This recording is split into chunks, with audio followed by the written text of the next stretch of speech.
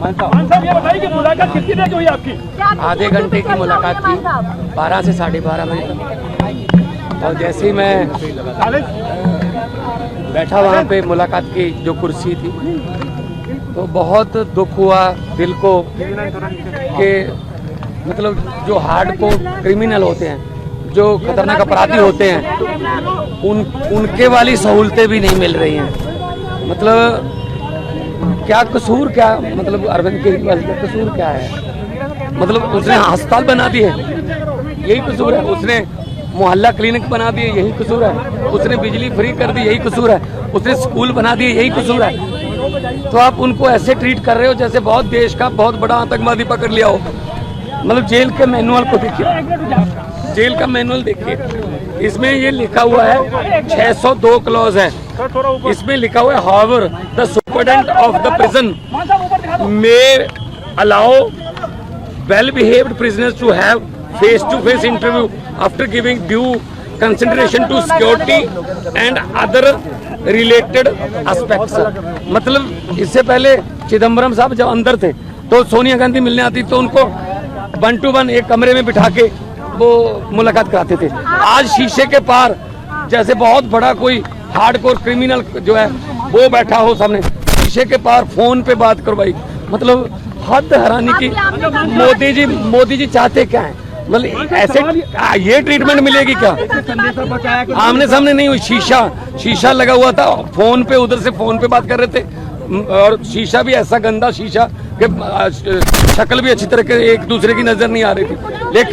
लेकिन ये जो चीज है ये बहुत ही इनको महंगी पड़ेगी, क्योंकि अरविंद केजरीवाल जो कट्टर ईमानदार है, जिसने पारदर्शिता की राजनीति शुरू की, बीजेपी की राजनीति खत्म की, उनको ऐसे ट्रीट किया जा रहा है। आज मुझे थोड़ा टाइम लगा अपने आप को संभालने में।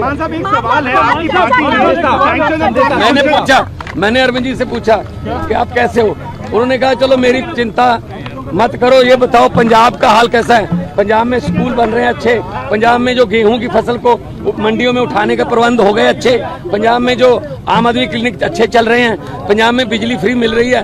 क्योंकि हम लोग तो काम की राजनीति करते हैं, हम नाम की राजनीति नहीं करते। तो मैंने कहा जी बिल्कुल पंजाब भी अच्छा है। असम में जाके आया हूँ, गुजरात जा रहा हूँ, कल दिल्ली में भी प्रचार करूंगा, कुरुक्षेत्र गया हूँ।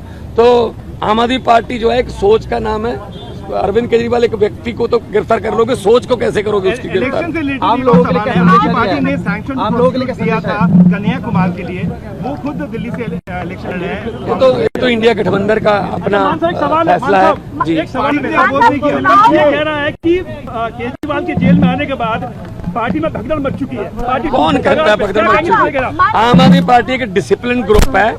आम आदमी पार्टी एक बहुत ही मतलब डिसिप्लिन में रहने वाली जमात है। हमारी पूरी पार्टी एक साथ है, चट्टान की तरह हम अरविंद केजरीवाल के साथ खड़े हैं और आएंगे, बाहर आएंगे। और 4 जून को, ये बात मेरी नोट कर लेना, स्क्रीन रिकॉर्डिंग करके रख लेना, 4 जून को जब देश में रिजल्ट आएंगे तो आम आदमी पार्टी एक बहुत बड़ी पॉलिटिकल शक्ति बन के उभरेगी।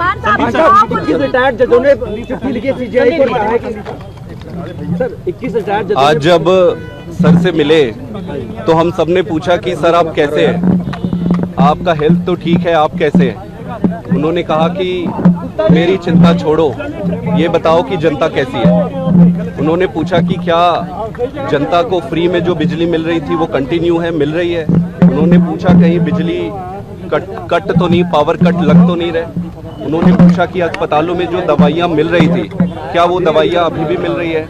उन्होंने पूछा कि बसों में जो यात्रा हो रही थी फ्री में महिलाओं को, क्या वो अभी भी कंटिन्यू है? उन्होंने सारी चीज़ें पूछी कि दिल्ली का हाल कैसा है, जनता कैसे है, और हमने एक एक चीज़ उनको बताया। उन्होंने ये भी कहा कि अगले हफ्ते से वो 2-2 मंत्रियों को बुलाएंगे और 2-2 मंत्रियों को बुलाकर दिल्ली के सारे कामों का रिव्यू करेंगे। उसके साथ साथ उन्होंने मुझे ये भी कहा कि मैं सभी विधायकों से मिलूं और सभी विधायकों से मिलकर उनको ये कहूं, उनका केजरीवाल साहब का ये मैसेज उनको दूं कि वो अब अपने गली गली में, घर घर में, अपने एरिया में जाके जनता से मिले। किसी को कोई तकलीफ नहीं होना चाहिए, किसी को कोई दुख नहीं होना चाहिए। आज तक जितनी सेवा करते आ रहे थे उससे 10 गुना ज़्यादा सेवा करना है। उन्होंने ये भी कहा कि वो जल्दी बाहर आएंगे, और जब भी वो बाहर आए जो 1000 रुपये प्रति महीना सभी महिलाओं को देने का वो वादा और बजट पास जो उन्होंने किया है उसको वो पूरा करेंगे।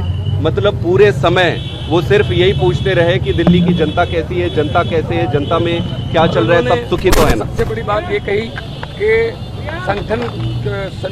संगठन देख रहे हैं बहुत अच्छे तरीके से, और मेरी ड्यूटी इस बात के लिए लगाई कि आपने जगह जगह पे जाना है, और इंडिया अलायंस की अगर कोई किसी स्टेट में जाना पड़े इंडिया अलायंस के लिए वहाँ भी आप जाना है। तो ओवरऑल ये थी, उनको संविधान की चिंता थी कि देश बचेगा तो पार्टी बचेगी, संविधान बचेगा तो पार्टी बचेगी।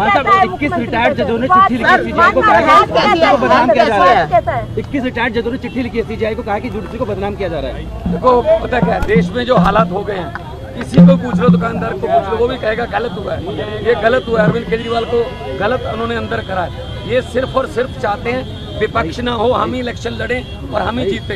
ये तो फिर पुतिन वाली बात हो गई ना, डेमोक्रेसी कहाँ गई, ये तो डिक्टेटरशिप हो गई। इसलिए हम लड़ेंगे, देश के लिए लड़ेंगे, देशभक्त लोग हैं हम, और उन्होंने हमें ये अंदर से मैसेज दिया है कि बाहर जाके कार्यकर्ताओं को और सब एमएलए और मंत्री साहबानों को बोलो कि मेरी चिंता ना करें, जनता की चिंता करें, पब्लिक की चिंता करें। स्वाद ठीक है, देखो कौन सा कोई उधर दूसरी तरफ बिठा रखे थे। जब सोनिया गांधी चिदम्बरम को मिलते थे तो एक कमरे में बैठ के मिल लेते थे, प्रकाश सिंह बादल भी यहाँ मिलने आते थे तो कमरे में बैठ के मिलते थे। पता नहीं क्यों दुश्मनी इतनी है कि हमें आतंकवादियों की तरह ट्रीट किया जा रहा है। कोई बात नहीं, हम वो पत्ते नहीं जो शाख से टूट कर गिर जाएंगे। आंधियों को कह दो अपनी औकात में रहें।